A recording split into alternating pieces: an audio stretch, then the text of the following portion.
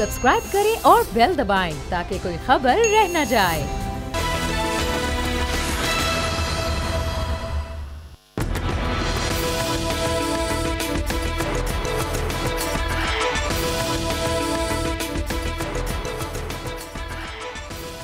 अस्सलाम वालेकुम, मैं हूं फैसल अजीज खान और आप देख रहे हैं अब बात होगी। पाकिस्तानियों के लिए एक और महंगाई का बम तैयार कर लिया गया है। सिलसिला यह है कि महंगाई का जिन आवाम के ऊपर नाच रहा है और हुकूमत की जानिब से कोई ऐसा शख्स, कोई ऐसी हिकमत अमली सामने नहीं आई कि इस महंगाई के जिन को बोतल में बंद किया जाए। अब मामला यह है कि पेट्रोल की कीमतों में इजाफे के लिए मंजूरी दे दी गई और किसी वक्त भी ये पेट्रोल की कीमतें बढ़ाई जा रही हैं। अब किस तरह इसको काबू पाया जाएगा? रमज़ान 2 दिन 3 दिन के बाद रमज़ान शुरू हो रहे हैं और रमज़ान जब शुरू हो रहे हैं तो खाने पीने की अशिया की कीमतें बहुत बढ़ा दी गई हैं। सिलसिला ये है कि कहीं पर भी पूरे मुल्क में कोई ऐसी हिकमत अमली नहीं है कि इस महंगाई पर काबू पाया जाए। ये जो पेट्रोल की कीमतों में इजाफे का मामला है, वज़ीर आज़म ने ख़ुद इसकी हिकमत अमली बनाई और आगे दे दिया। आगे दे के कमेटी ने इसको डिस्कस किया और अप्रूवल दे दिया है। अब जब ये महंगाई की कीमतों में इजाफा होगा तो होगा क्या? यहाँ तो माशी सूरत हाल ख़राब है, निचला तबका धंसता जा रहा है, मिडिल क्लास सफ़ेद पोश तबके के लिए बहुत मुश्किल है जीना। दूसरी जानिब इमरान खान साहब जो खिताब फरमाते हैं उसमें मदीने की रियासत का बार बार हवाला देते हैं और ऐसा हवाला देते हैं जिसके अंदर वो यही ज़रूर कहते हैं कि जो कुत्ते घूम रहे होते हैं उसकी ज़िम्मेदारी भी रियासत पर होती है। आज उन्होंने कुछ देर पहले जो खिताब किया उसके अंदर उन्होंने ये कहा, आज फिर कहा और उन्होंने कहा ये कि यूरोप के अंदर जो निज़ाम है वो मदीने की रियासत से चुराया गया है। वहाँ कुत्ते सड़क पर नहीं घूमते, रियासत ने उनके लिए घर बनाए हुए हैं। लेकिन अपने ही मुल्क में जहाँ वो वज़ीर आज़म है, अब 9 माह गुजर गए, यहाँ महंगाई का तूफ़ान, एक बम उसके बाद एक दूसरा बम, उसकी तैयारियाँ की जा रही हैं। मामला है क्या? इस्लामाबाद में ये सिलसिला क्या है? हमारे साथ हमारे सीनियर कोरेस्पोंडेंट ग़ुलाम मुर्तज़ा इस वक्त टेलीफोन लाइन पर मौजूद हैं। ग़ुलाम मुर्तज़ा, इस्लामाबाद में बैठे लोग पूरे पाकिस्तान में जो महंगाई का आलम है, जो गरीबों की सूरत हाल है, उसका ख्याल नहीं रखते। उनके जहन में नहीं है कि आवाम किस तरह जी रहे हैं, आवाम के साथ हो क्या रहा है। तब्दीली की जो बात की जा रही थी, तब्दीली की बात यही थी कि आवाम की चीखें निकाली जाएं, आवाम के ऊपर एक ऐसा जुल्म किया जाए और ये सब्र दिया जाए कि कोई बात नहीं है, थोड़ी तकलीफ जी लें, उसके बाद फिर हालात बेहतर हो जाएंगे। जी बहुत शुक्रिया आपका। जिस तरह से आपने फरमाया कि इस्लामाबाद में जो हैं वो क्या देखते हैं इस चीज़ को या नहीं देखते। हमारी जो सूरत हाल नज़र आ रही है हमें, वो ये है कि इन लोगों को नहीं पता कि यूटिलिटी आइटम्स की सूरत हाल, महंगाई की सूरत हाल मुल्क में क्या है। और जो लहर इस हफ्ते में शुरू हुई है महंगाई की, वो क्या सूरत हाल है। अगर हम इंटरनेशनल मार्केट्स को और पाकिस्तान की मार्केट को हम कंपैरिजन करते हैं तो जो पेट्रोलियम मसनूआत के हवाले से मैं बात कर रहा हूँ, तकरीबन 40 रुपए पर लीटर हुकूमत पाकिस्तान मुनाफा कमा रही है और ये तब्दीली सरकार है। 40 रुपए पर लीटर हुकूमत पाकिस्तान ले रही है, आवाम से खून निचोड़ रही है। जी, कल असेंबली में जो इंफॉर्मेशन दी गई थी उसमें बताया गया था 36 रुपीज पर लीटर पेट्रोल और 40 रुपीज पर लीटर डीजल। ये 2 ऐसी आइटम्स हैं जो पूरे पाकिस्तान में हर घर की इस्तेमाल की चीज़ें हैं। वो किसान हो तो वो ट्रैक्टर में इस्तेमाल करता है, वो ट्रांसपोर्टर हो तो अपनी गाड़ी में इस्तेमाल करता है, हम शहरी हैं, हम अपने मोटरसाइकिल और अपनी गाड़ी में इस्तेमाल करते हैं। तो ये इस तरह से किया जा रहा है।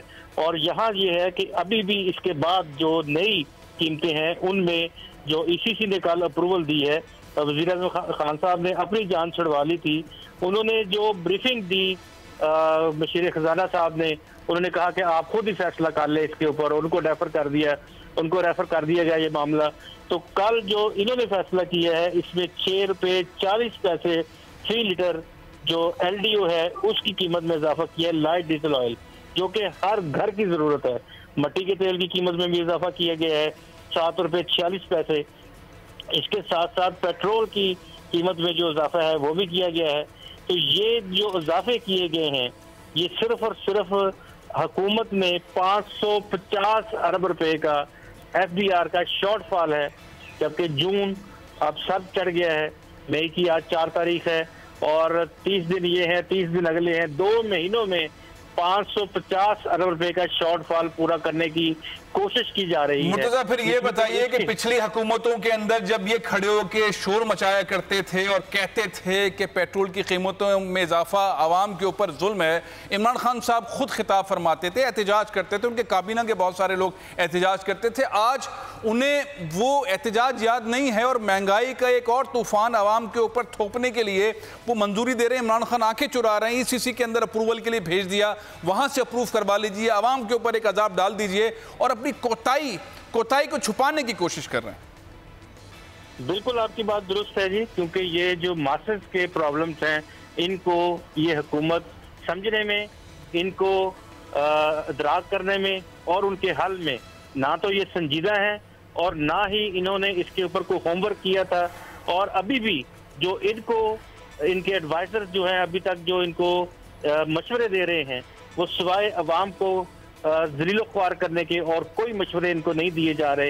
ये 550 बिलियन का जो शॉर्टफॉल है टैक्स रेवेन्यू का, और आज मैं इस चीज़ को लिंक करना चाहूँगा इस खबर के साथ कि हम गवर्नर स्टेट बैंक से इस्तीफा ले लिया है। हाँ। हमने जो साथ उसके FBR के चेयरमैन थे जहांजेब साहब, उनसे हमने कहा है, उनको हमने ट्रांसफर कर दिया है। भाई इसी 20 तारीख को बजट पाकिस्तान का पेश होने जा रहा है, 20 मई को कौमी असम्बली में।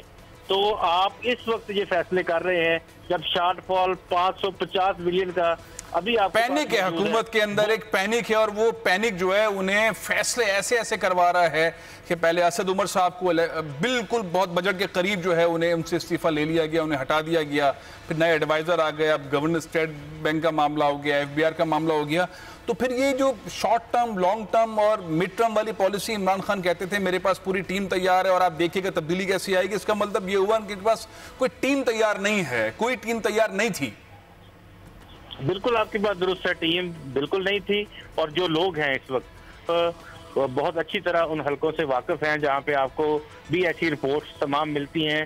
इंटेलिजेंस रिपोर्ट्स जो हैं इस हुकूमत के बहुत से वज़रा की, वो अपने बेहतरीन अंदाज में पैसे कमा रहे हैं और बेहतरीन अंदाज में पैसे कमा रहे हैं। इनके वज़रा नहीं क्या कह रहे हैं, वज़रा जो है वो बेहतरीन अंदाज में पैसे बना रहे हैं। उनको सिर्फ और सिर्फ ये है कि उन्होंने अपने दिहाड़ी लगानी है और किस तरह से अभी जो वज़रा ने दिहाड़ी लगानी है। मुर्तज़ा साहब आप साथ ही रहिएगा क्योंकि आपने बहुत बड़ी बात कह दी है कि वज़रा जो हैं पीटीआई गवर्नमेंट के, ये तो नेशनल गवर्नमेंट लगती है मुझे क्योंकि इसमें पीटीआई के लोग कम और पाकिस्तान पीपल्स पार्टी के लोग और मुख्तलिफ और पार्टी से ताल्लुक़ रखने वाले लोग उनकी काबीना की, इमरान खान की काबीना में शामिल हैं। कौकब इकबाल साहब ने एक प्रेस रिलीज जारी की अब से थोड़ी देर पहले। ये तंजीम है इनकी consumer association of Pakistan. Ramzan से पहले जो उन्होंने प्रेस रिलीज जारी की है, मैं चाहूँगा उनसे हम टेलीफोन पे बात करें। उन्होंने एक बहुत बड़ा ऐलान किया है पूरी आवाम से। वो ये कह रहे हैं कि रमज़ान में जो ख़रीदो फ़रोख्त है उसका बाइकआउट किया जाए, खुसूसन फलों की कीमतें इतनी बढ़ा दी गई हैं कि आवाम की दस्तरस में नहीं है और अगर रमज़ान के पहले अशरे के अंदर ही अगर बाइकआउट कर दिया जाए तो होगा ये कि फल उस तरह से तरोताज़ा नहीं रहेंगे और लोग नहीं खरीदेंगे तो रेट्स नीचे आएंगे। लेकिन अगर लोग खरीदते ही रहेंगे रेट्स बढ़ते जाएंगे और महंगाई जो है वो उन्हें खाती जाएगी।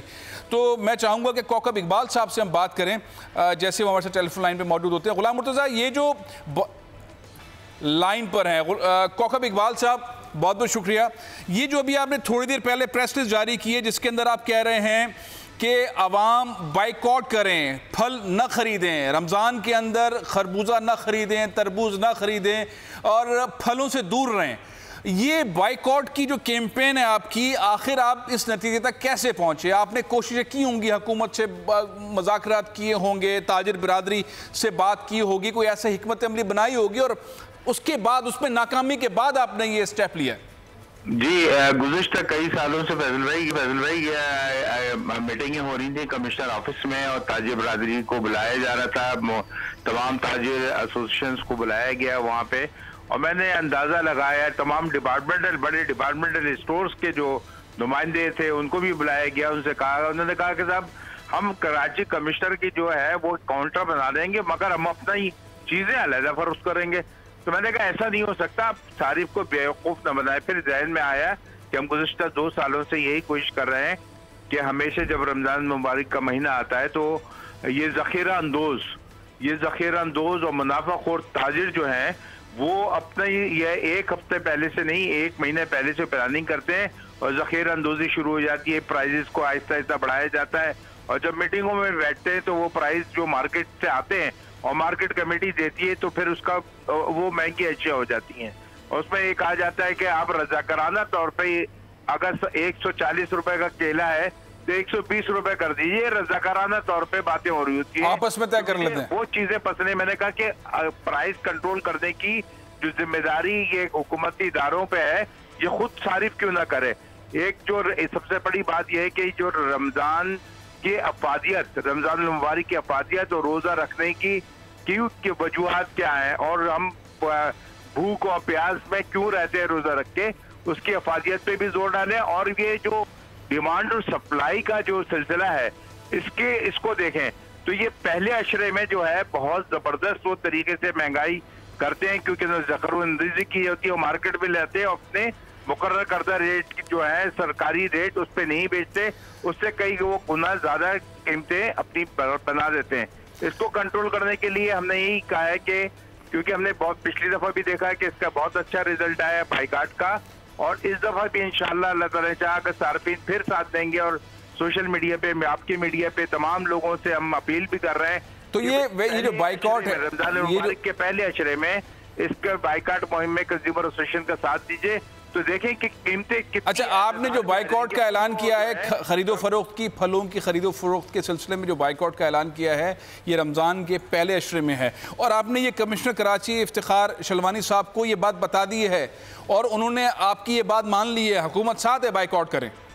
देखिए हुकूमत तो अपना वो जो भी वो कहते हैं कि साहब हमारा निज़ाम है, हमारे लोग जाएंगे, असिस्टेंट कमिश्नर जाएंगे, मगर क्योंकि हम सारिफीन की नुमाइंदगी करते हैं तो हमें खुद अपने तौर पे जो है लोगों को बताना होगा, अपने सारिफीन को बताना होगा कि आप जो है ये फल फ्रूट, महंगे फल फ्रूट अगर कोई सरकारी रेट पे दे रहा है तो भले आप खरीद लें, मगर अगर आप लेकिन एक चीज और बताइएगा कौकब साहब, सरकारी रेट भी तो आवाम की दस्तरस से बाहर हैं।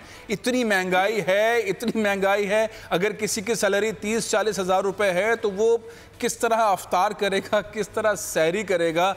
रेट्स इतने ज़्यादा महंगे हैं सरकारी भी कि ये तो दुनिया भर में होता ये है कि स्पेशल किस्म की जो है वो सेल लगती हैं, 50% डिस्काउंट होती है। आप इसके लिए हिकमत अमली क्यों नहीं बनाते ताजिर बिरादरी के साथ मिलके कि कीमतें ऐसी हों?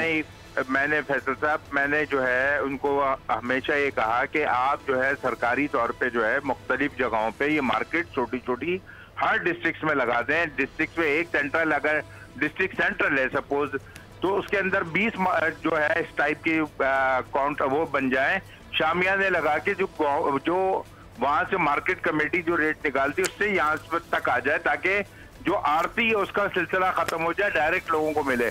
यहाँ ये है कि मुनाफाखोरी इतनी शुरू हो चुकी होती है कि वही मैंने कहा ना कि आपको हमें वहाँ पे मार्केट में जो उसमें मीटिंग्स में बैठते हैं और ये तमाम ताजिर एसोसिएशन आती हैं और वहाँ पे बैरो ऑफ सप्लाई के लोग आते हैं, तो वो मार्केट से चीजों की अशिया की कीमतें लेके आते हैं और उसमें उनसे कहा जाता है कि रज़ाकाराना तौर पे, ये रज़ाकाराना तौर पे मैं समझ में नहीं आता कि मुसलमान ताजिर जो है इस महीने में, इस मुकद्दस महीने में जो है वो लूट मार का बाजार क्यों गर्म करता है, अपनी तिजोरियां बढ़ने की फिक्र क्यों करता है, तिजोरियां भरने की फिक्र होती है लोगों की तरफ। बहुत बहुत शुक्रिया कौकब इकबाल साहब, आपने बाइकआउट की कॉल दी है सारे पाकिस्तानियों को कि वो फल न खरीदें पहले अशरे में। अब देखते हैं पाकिस्तानी कितना इस कैंपेन को आगे बढ़ाते हैं। कौकब इकबाल साहब कंज्यूमर एसोसिएशन के चेयरमैन हैं, पाकिस्तान की तंजीम है, और उसने एक बार फिर बाइकआउट का ऐलान किया है और अपील की है पाकिस्तानियों से कि वो फल पहले अशरे में रमज़ान में न ख़रीदें और एक ऐसा बाइकआउट करें कि कीमतें नीचे आएँ।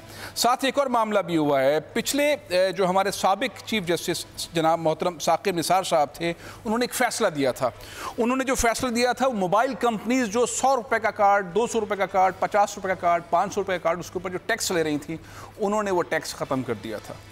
अब फिर एक फ़ैसला आया है और सुप्रीम कोर्ट कहती है कि वो टैक्स नाफिज होगा। अब टैक्स आवाम को देना होगा। 100 रुपये के मोबाइल के ऊपर तकरीबन 19 रुपये से 25 रुपये तक टैक्स कटेगा और टैक्स जाएगा हुकूमत के पास। तो वो जो एक रिलीफ था वो रिलीफ ख़त्म हो रहा है। लेकिन एक खुशाइन बात यह है कि एक खातून वकील हैं, सीनियर वकील हैं, मिस कलसूम खालिक साहिबा, उन्होंने एक पटिशन फाइल कर दी है इस फैसले के ख़िलाफ़। वो हमारे साथ इस वक्त टेलीफोन लाइन पर मौजूद हैं और हम उनसे गुफ्तगू करते हैं कि ये आवाम के ऊपर जो एक मलबा बार बार एक महंगाई का एक तूफ़ान नाफिज किया जाता है और मजबूर होते हैं आवाम। साबिक चीफ जस्टिस साहब ने तो बहुत कोशिश की कि रिलीफ मिले, लेकिन वो रिलीफ ज़्यादा महीने रहा नहीं। तो मैं चाहूँगा मोहतरमा मिस कलसूम खालिक साहिबा से, जो पटिशन आपने फ़ाइल की है,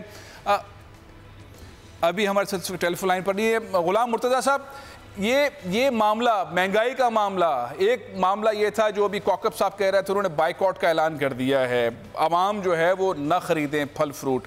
पेट्रोल की कीमतें आ रही हैं, बढ़ रही हैं, 108 109 रुपये पेट्रोल हो जाएगा पर लीटर, तो महंगाई में और इजाफा होगा। जब महंगाई में और इजाफा होगा तो जाहिर है कि आवाम, तनख्वाहों में इजाफा तो हो नहीं रहा, तनख्वाहें वक्त पर मिल भी नहीं रही हैं, वैसे जिनकी जितनी भी तनख्वाहें वो वक्त पर नहीं मिल रही, तो बहुत टाइट किस्म का इन्वायरमेंट है।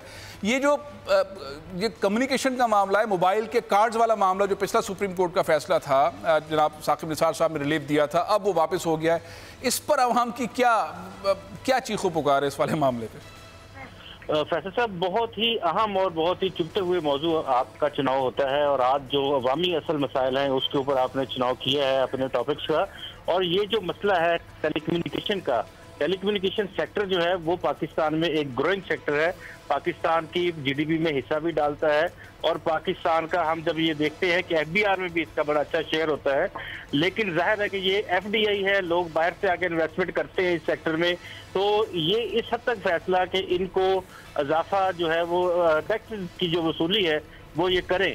लेकिन बात ये है कि जो पैकेजेस इन्होंने, जब इनके ऊपर पाबंदी लगाई गई थी कि आप टैक्सेस कलेक्शन नहीं करेंगे, आप 100 रुपये के लोड पे 100 रुपया वापस देंगे सारफ को, उस वक्त ये बात थी, इन्होंने अपने पैकेजेस चेंज किए और इन्होंने वो तमाम जो पैकेजेस थे वो महंगे कर दिए।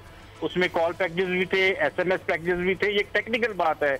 और उसके बाद इन्होंने अपने डाटा बंडल जो थे वो भी उसमें पैसे ऐड कर दिए।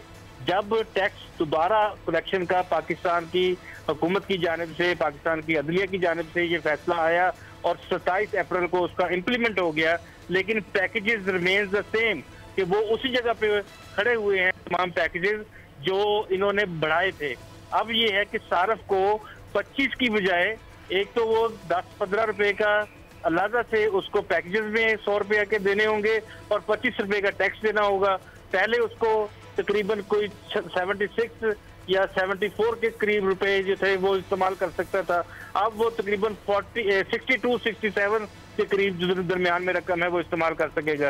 यानी ये दुनिया में इतना टैक्स किसी चीज पर नहीं है जितना पाकिस्तान में चीजों पर टैक्स है। गुलाम मुर्तज़ा, इसके ऊपर मैं चाह रहा था कि ये जो आपने सारी सूरत हाल बताई, क्या हालात थे जिस वक्त साकिब निसार साहब ने, चीफ जस्टिस ऑफ पाकिस्तान ने इसके ऊपर नोटिस लिया, नोटिस लेने के बाद ये आवाम के ऊपर से ये जो टैक्स था वो ख़त्म किया, लेकिन ऐसा क्या मामला है जिसके ऊपर दोबारा ये टैक्स नाफिज किया गया है? गुलाम मुर्तज़ा साहब, तो उस वक्त लिया गया था बुनियादी तौर पे सवाल इस बेंच के सामने, जो ये बेंच था जिसमें टैक्सेस खत्म करने की बात की गई थी, वहाँ ये बात पूछा गया था कि ये एक वेल्थ टैक्स आप लेते हैं, एडवांस टैक्स लेते हैं, कहते हैं कि जो एक मजदूर है वो भी मोबाइल इस्तेमाल करता है, क्या आप उससे 25 रुपये फी 100 के पीछे आप टैक्स ले सकते हैं? ये सवाल था।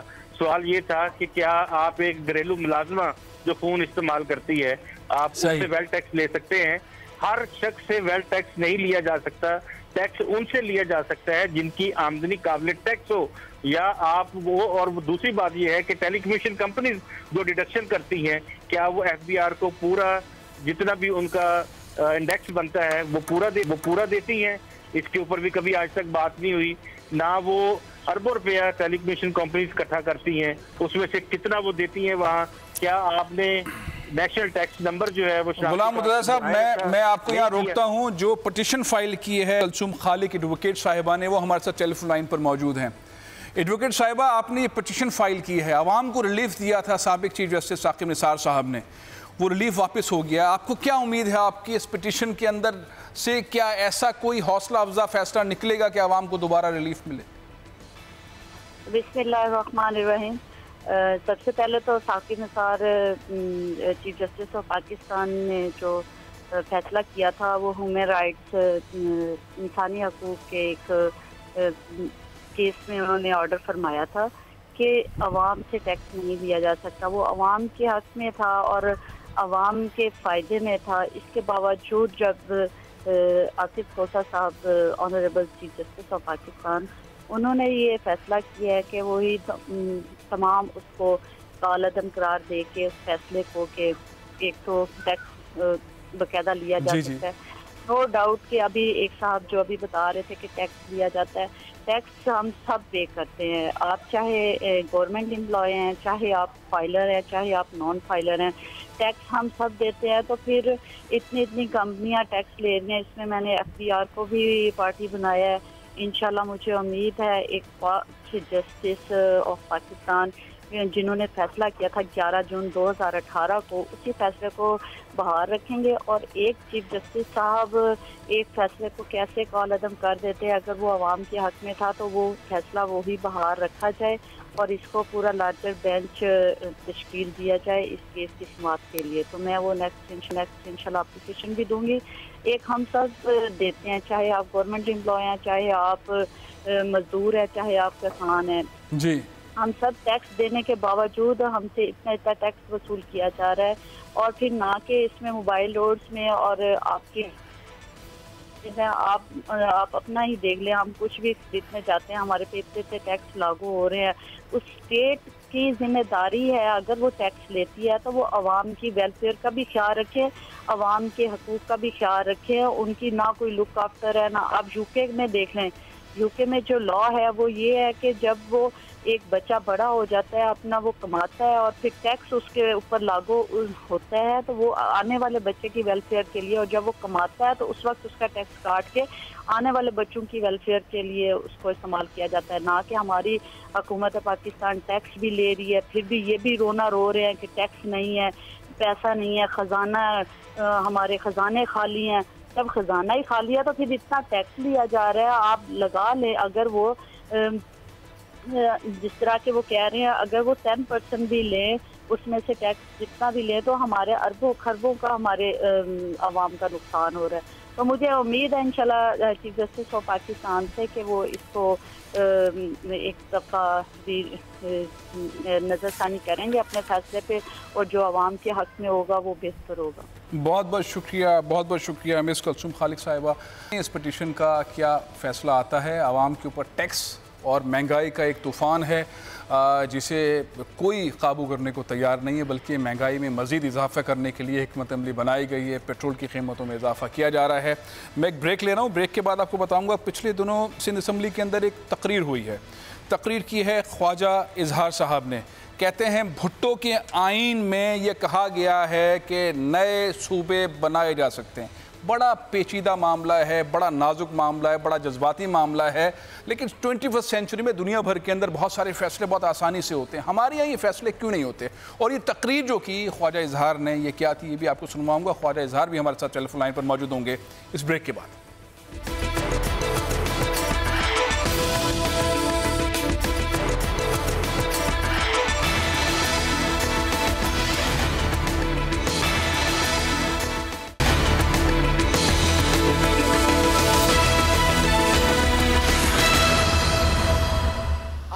जुल्फ़िकार अली भुट्टो साहब का आइन 1973, इसका आर्टिकल 239(4) ये इजाजत देता है कि सूबे बनने चाहिए, सिंध में भी बनने चाहिए, पंजाब में भी बनने चाहिए, KPK में भी बनने चाहिए, बलूचिस्तान में भी बनने चाहिए। आपके जुल्फ़िकार अली भुट्टो साहब का यह आइन कहता है अगर इस आइन के अंदर अगर इस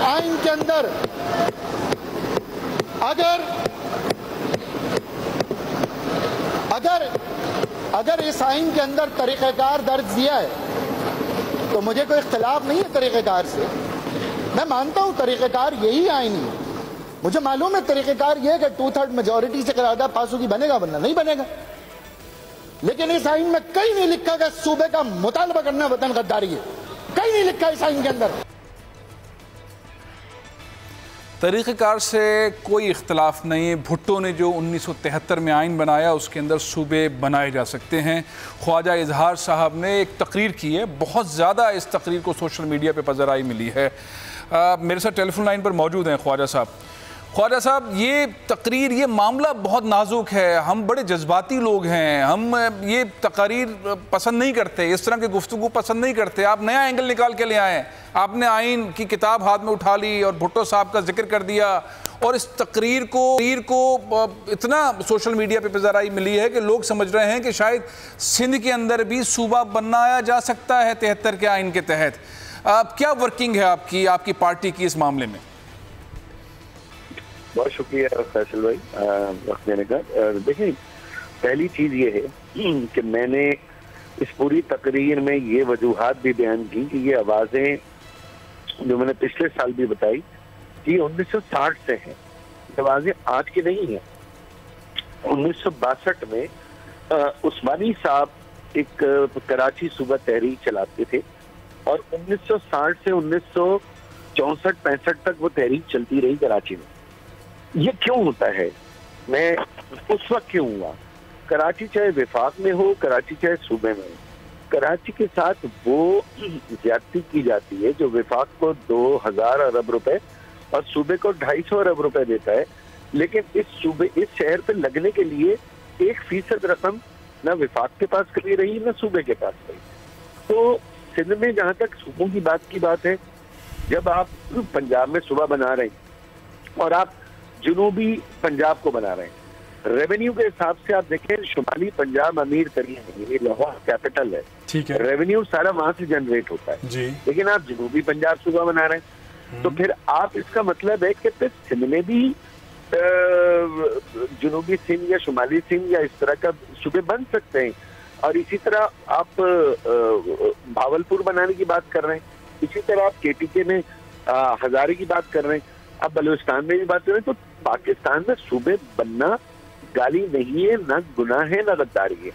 ये जो बार बार बात करते हैं कि भाई वो सिंध के तहफ़्फ़ुज़ और सिंध की वैदानियत, तो मैंने उस पर ये इनको वजाहत की है कि सिंध की वैदानियत से ज्यादा पाकिस्तान की वैदानियत जरूरी है, और पाकिस्तान के लिए अगर सूबे जरूरी है तो वो सूबे सिंध में भी जरूरी है। अच्छा ख्वाजा साहब, एक चीज़ ये है कि सिंध में जो रहते हैं लोग नहीं चाहते कि सूबा बने, अक्सरियत नहीं चाहती। बहुत सारी मूवमेंट इस तरह की हैं जो इतने नाजुक इन्वायरमेंट में आ जाती हैं कि जिसमें बिल्कुल डिबेट नहीं हो सकती, बात नहीं हो सकती। आपने पार्लियामेंट में खिताब कर दिया, आपकी पार्टी का जो ये पॉइंट है, इस पॉइंट के ऊपर आप ऐसे लोगों के साथ बैठकर सेमिनार्स में या किसी और तरीक़ेकार से डिबेट करें, या डिबेट ऐसी कोई हिकमत अमली रखते हैं जिसके अंदर ये बात खुलकर हो सके, क्योंकि स्पेस नहीं है इस चीज़ की बात करने की। सूबा बनाना बहुत दूर की बात है, इसमें कोई गुफ्तगू नहीं हो सकती। इस पर बात करने का मकसद जो है वो गद्दारी के ज़ुमरे में आता है हमारी सोसाइटी के अंदर। देखिए, जो सिंध में दानिश्वर रहते हैं या जैसे आप बात कर रहे हैं, जो मकतब फिक्र है, मैं बिला खौफ उनसे ये बात कहना चाहता हूँ, अगर आपको ये आवाजें पसंद नहीं है तो इन आवाजों के दरपर्दा जो मसाइल हैं, जो वजह है, उन वजूहात को खत्म करें।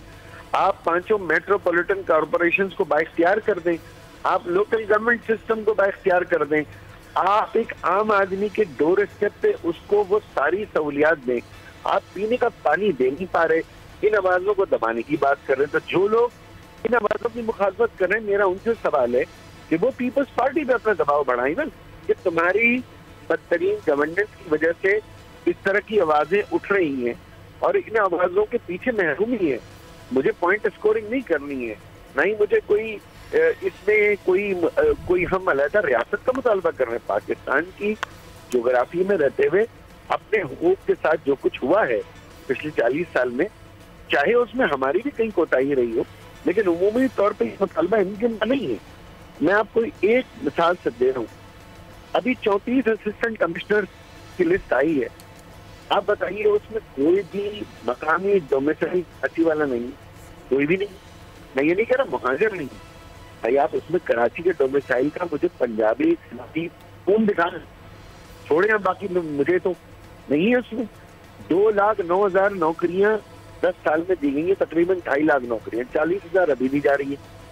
सिर्फ के फेक डोमिसाइल के ऊपर आपने 80,000 नौकरियां दे दी, जो मेरे कोटे की नौकरियां थी, जिसको आप कोटा सिस्टम कहते हैं सो कॉल्ड, उसमें मैं अदालत में गया हूँ। 148 इंटरप्रिटेशन में मैं सुप्रीम कोर्ट में गया हूँ, फेक डोमिसाइल पे मैं अदालत में गया हूँ, सेंसस पे मैं अदालत में गया हूँ, डिलिमिटेशन पे मेरी पार्टी अदालत में। मैं जाऊँ तो कहाँ जाऊँ फैसल भाई? ये मसला सिर्फ मेरा नहीं है, ये मसला लियारी के शीदियों बलबुचों का भी है, ये मसला बल्दिया के पख्तूनों का भी है, ये मसला पूरे कराची का है। लेकिन ख्वाजा साहब, ऐसा पीरियड भी तो आया है कि जहां आपकी पार्टी इतने ज़्यादा पावर में रही है, जहां जनरल मुशर्रफ के दौर के अंदर फुल इख्तिदार, गवर्नर आपका, वजारतें आपकी, तो उस दौर के अंदर भी तो इस तरह से नौकरियां दी जाती रही हैं। जब आपका दौर था तो आपने इस तरह से नौकरियां दी, सिर्फ अपने ही लोगों को दी, अपने ही कारकुनों को दी। अब अगर आज पीपल्स पार्टी ऐसा कर रही है तो इसमें ये तो जो जिसकी पार्टी, जिसकी हुकूमत होती है वो इस तरह से करता है, इसमें ऐसी क्या बात है? अपने वोटर को, अपने सपोर्टर को नौकरियां देते हैं, अपने लोगों की पोस्टिंगें करवाते हैं, इसी तरह से सिलसिला चलता है। देखिए, पहली चीज तो मैं ये बड़ा क्लियर करूं कि ये अपने लोगों का जो कॉन्सेप्ट है ना, वो मेरा ख्याल है कुछ डिफाइंड नहीं कि अपने लोग कौन होते हैं। अच्छा, अगर तो पीपल्स पार्टी ये समझ रही है कि अपने लोग सिर्फ उनके वो लोग हैं जो वोट बैंक है, ऐसा नहीं है। उन्होंने तो नौकरियां फरोख्त भी की हैं, अपनों को भी की है, परायों को भी की है। और ये तो पीपल्स पार्टी ने नौकरियां फरोख्त की हैं।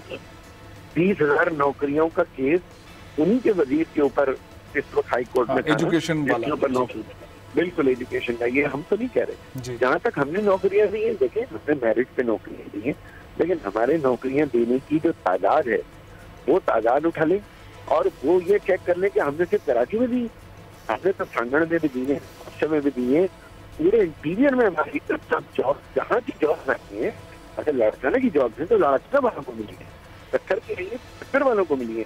ये थोड़ी है कि कराची में एक का 15 ग्रेड जॉब, वो जॉब्स आए और आप फेक डोमिसाइल बनाए, कहीं जिले का उठाएं, 1500 रुपए में डोमिसाइल बना देता है ये डिप्टी कमिश्नर्स को, अल्लाह इनका भला करे, और उसके बाद उसका नेक्स्ट डे अपॉइंटमेंट लेटर मिल जाता है।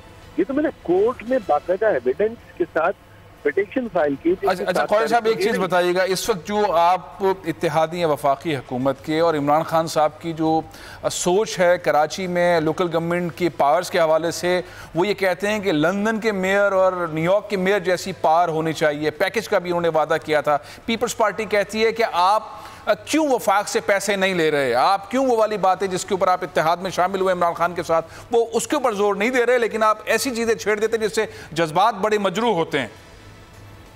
देखिए, जहाँ तक बात है विफाक से लेने का, तो यकीनन आपने हमारे वो 14, 9 एक दफ़ा, 4 एक दफ़ा, 13 हमारे मुकाद देखे होंगे, उसमें हमने तमाम मुतालबात विफाक से भी किए।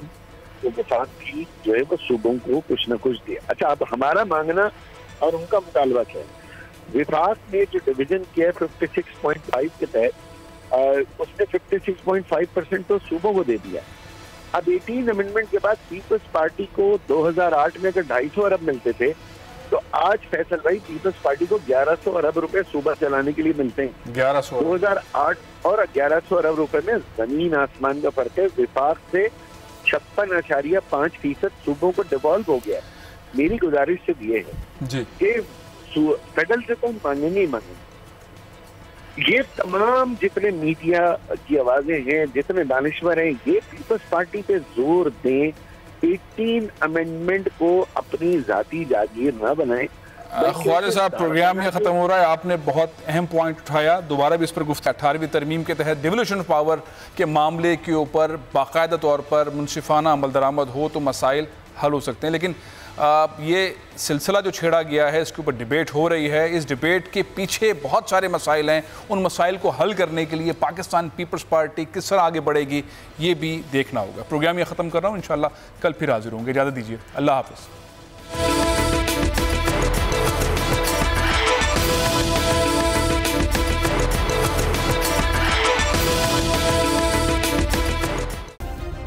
सब्सक्राइब करें और बेल दबाएं ताकि कोई खबर रह न जाए।